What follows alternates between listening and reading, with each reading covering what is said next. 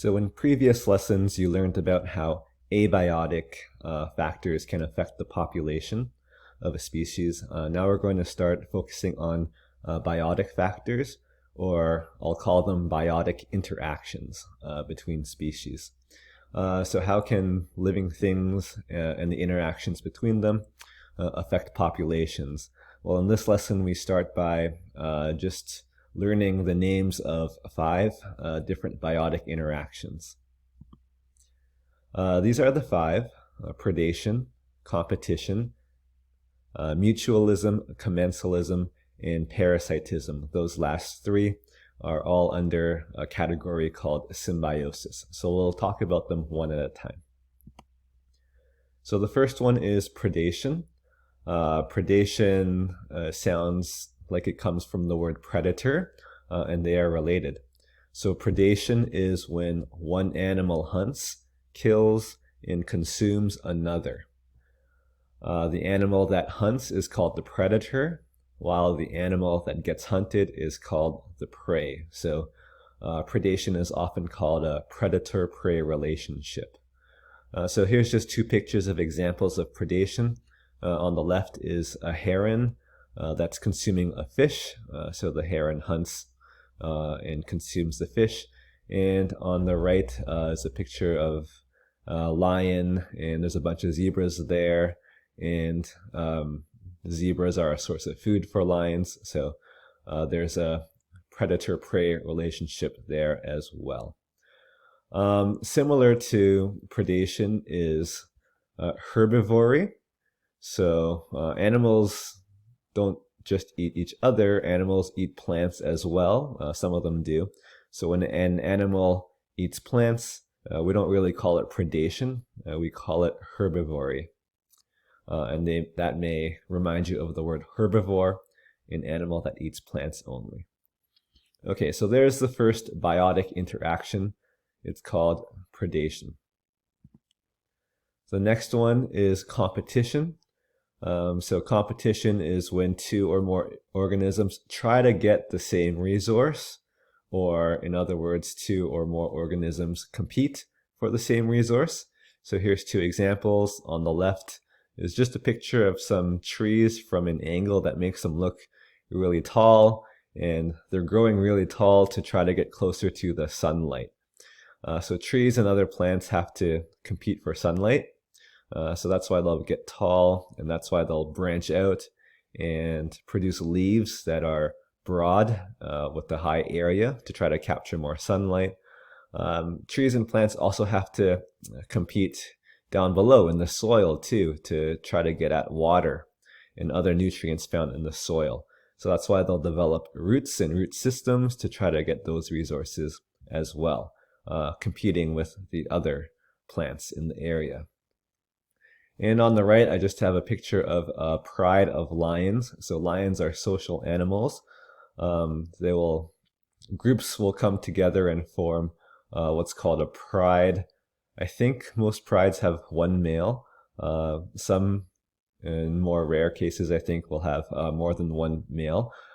So the competition there between lions, there would be competition in terms of social status, in terms of which male gets to be the alpha male and gets to kind of control the pride. Lions will also compete against other lions for food and for territory as well. So that's the second biotic interaction, competition.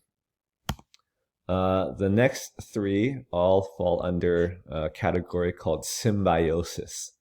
Symbiosis. So that word symbiosis refers to organisms living in close physical association with each other. So I mean, what makes up this word symbiosis? Well, there's bio in there. Bio is relating to living things. And then sim, I don't exactly know where that comes from, but the way I think about it, or I remember it, is it kind of matches with the word symphony. Like in a symphony, a lot of different instruments are just like working together. So this is living things kind of working together. And there's three kinds. One of them is called mutualism, in which both organisms benefit.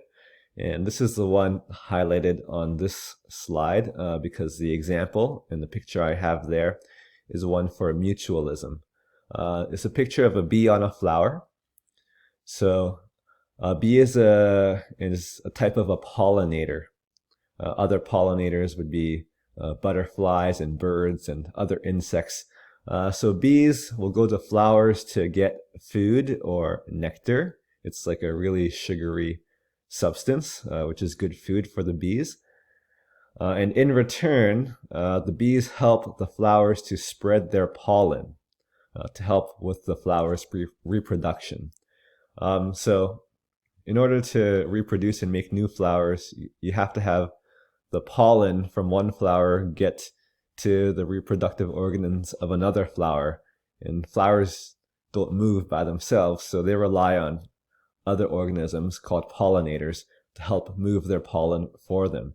So that's why a bee's coat will be kind of furry, because then the pollen can get stuck on their fur. So as the bee goes from flower to flower, it can transfer that pollen. So this is an example of mutualism. It's when the two organisms help each other. Another type of symbiosis is called commensalism. Commensalism is when one organism benefits and the other one is basically neutral. Okay, so the other one, it does not really benefit, but it doesn't get harmed either. So here's just a picture of some birds that are inside of a hole in the tree. How that hole got there, it may have been woodpeckers, may have been something else, but these bluebirds that are shown in this picture, like, they don't have beaks that are like woodpeckers. They don't make holes in trees. So they didn't make the hole in the tree. It was just kind of already there.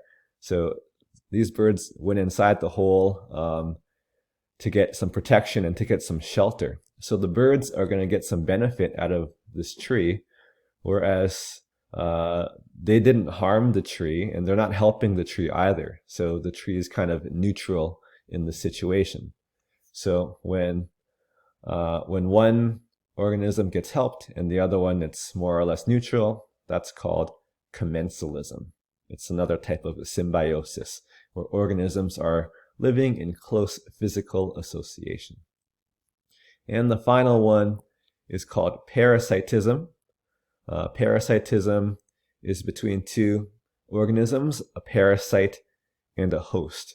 And in this biotic interaction, the parasite benefits at the expense of the host.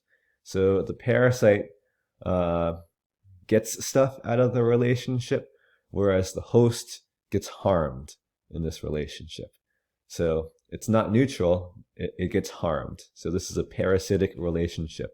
So one example shown here would be that of an aphid. Aphids are small insects that will suck the sap from plants. Sap is a fluid that contains nutrients, minerals, and other things that a plant needs. So the aphid sucks this out of a plant. So the aphids get the benefit, whereas the plants are harmed. So when one benefits and the other one is harmed, it's parasitism. Now this is different than predation. Predation was the first one where it was hunting and killing and eating. In predation, one organism benefits and the other one gets harmed as well. But the difference is a parasite usually does not want to kill its host. Okay, a parasite wants to live in close association with the host. So it needs the host. It likes the host to be alive so that it can keep on benefiting from it. So that's the main difference between predation and parasitism. Other parasites would be things like ticks or lice or leeches. Some funguses will be parasites as well. And that's just some of the examples of parasites. Okay, and like for all five of these biotic interactions, I just said one or two examples. So in the Google form, there's other examples there, and I want you to see if you can identify which of these 5 that each example is there.